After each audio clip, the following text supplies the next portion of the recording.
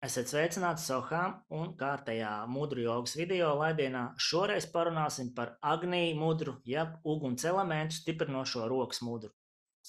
Tātad uguns elementam atbilstošais pirksts ir īkšķis, tāpēc šo mudru mēs varam veikt dažādi. Viens no veidiem, kā mēs varam sevi aktivizēt uguni, iekšējo uguni, kas ir mūsu dinamisms, spēks, enerģija, vēlmes un spēja sasniegt to, ko mēs vēlamies. Tā ir uguns kvalitātes izpausme mūsos, un šo elementu mēs varam aktivizēt ar šādu mudru.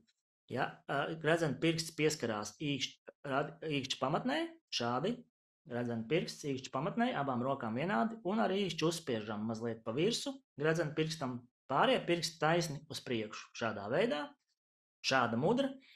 Un 5-10 minūtes sēžam, meditējam uz uguni, iztēlojamies ugunskura vai sveces liesmu, vai domājam par uguns kvalitātēm. Kā jau teicu, mērķtiecība, neatlaidība, spēja sasniegt lietas, spēja saskatīt lietas, spēja īstenot savas ieceres. Tāda ir uguns kvalitāte. Agni mudra ir šāda. Uz tikšanos kādā citā video.